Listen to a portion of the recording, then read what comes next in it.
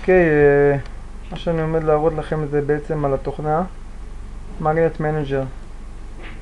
זה בעצם מנהל המגנטים, תוכנה שאתה מנהל דרכה את העסק שלך. יש לך פה, כפי שניתן לראות, בעצם אני פתחתי. יש לך פה אפשרות לעשות יצירה של אירוע, לבדוק את הזמינות. בואו נתחיל מההתחלה. יצירה של אירוע, כשבן אדם מתקשר אליך, קבעת איתו, אתה יוצר לו אירוע. התוכנה יודעת באופן אוטומט לאחר שנה לשלוח לי למייל תזכורת לאחל מזל טוב ליום נישואים. זה עושה את זה באופן אוטומטי. ככה אני בעצם יוצר לי שימור לקוחות מסודר. התוכנה יודעת ביום של האירוע להקפיץ לי תזכורת, גם אם התוכנה לא עובדת, למחשב שבעצם יש לך היום אירוע. פה בן אדם שמתקשר רוצה לשאול אם אני פנוי ובאיזה יום, אז אני נכנס לבדוק זמינות, רואה את הימים.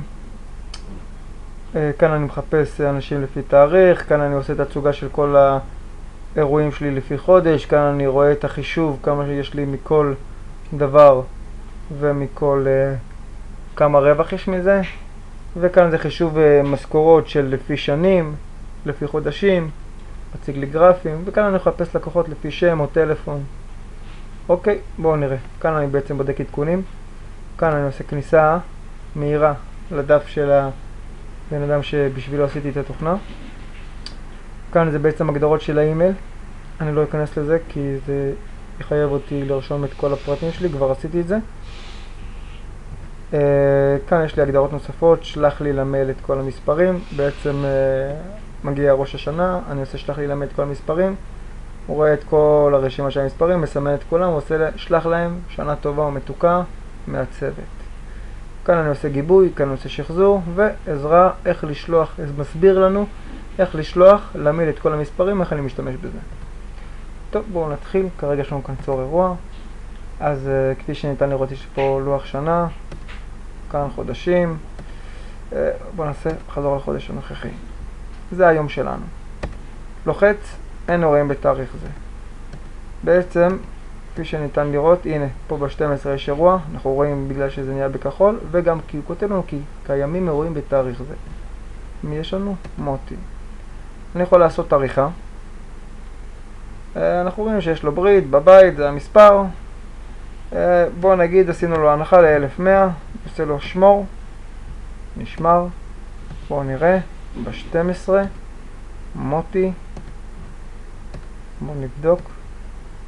1100, אני יכול למחוק את האירוע, אני יכול גם לא. בואו נעשה יצירה של אירוע להיום.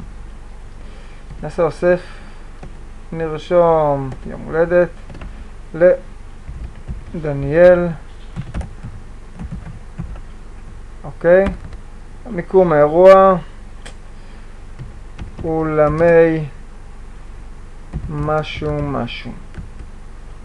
המחיר, בוא נגיד 1200.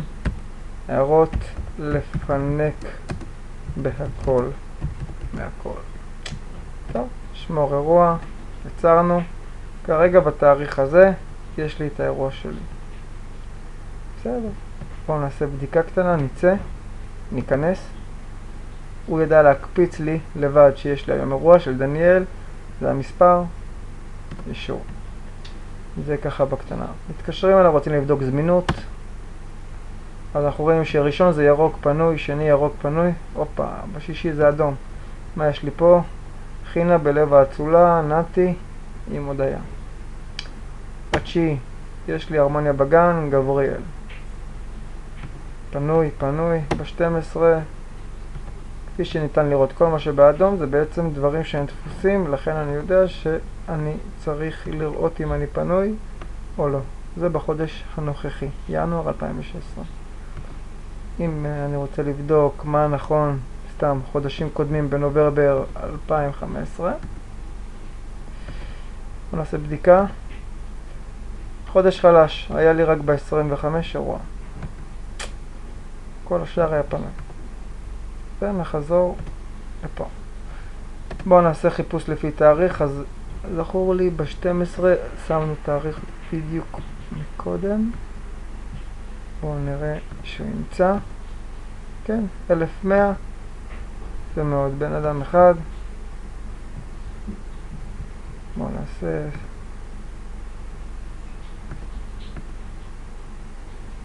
אין לנו ב-16.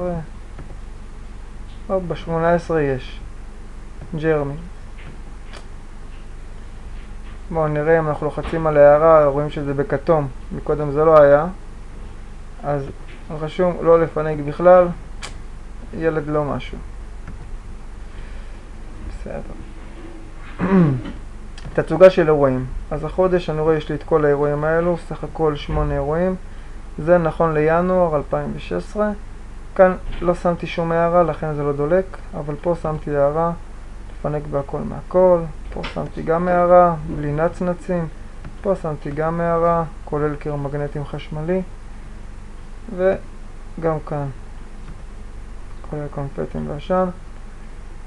בואו נעשה תצוגה של חודש דצמבר ב-2015. כמה אירועים היו לנו? 4. כאן לא רשמתי שום הערה, אבל פה עד השעה 11, לא כולל קיר מגנטים ובלי הגבלה. זה בעצם כל הפרטים שיש לי. בואו נחזור. חיפוש לקוחות. בואו נעשה דניאל. חיפוש קיים. משה, בואו נראה. אין. מוטי קיים. וכולי. וחישוב שכר. זה גרף שמציג לי את המשכורות לפי כל חודש. מציג לי 4 חודשים אחרונים. אני יכול לעשות תצוגה של שכר 2015. תצוגה של שכר 2016. בואו נעשה חודש ספציפי.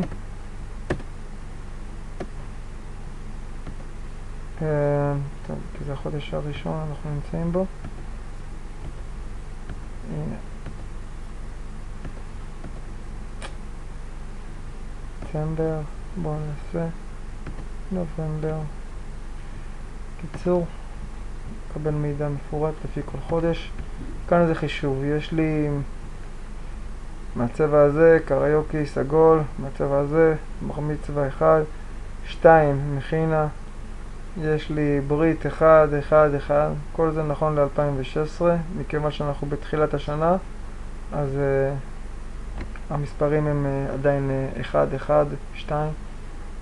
כאן, מהכחול יש לי ממנו 2, אבל השכר שקיבלתי ממנו הוא 3,150.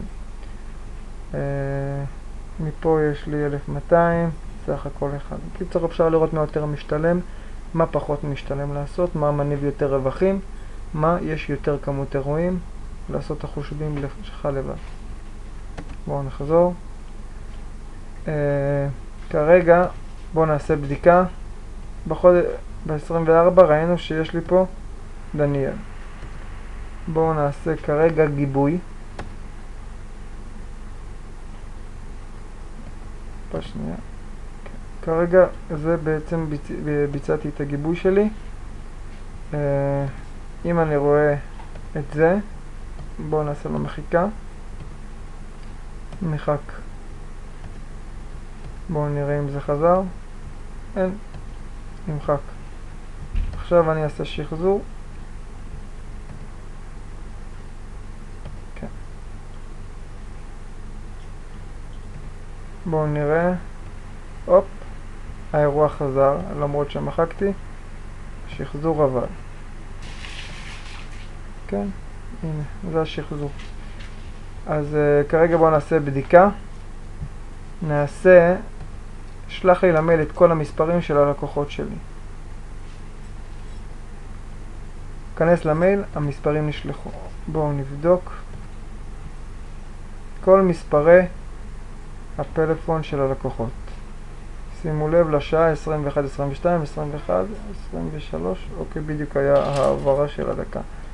מציג לי פה את כל הנתונים של הלקוחות שלי ומפה בשנייה אני שולח לכולם הודעה של שנה טובה וכו'.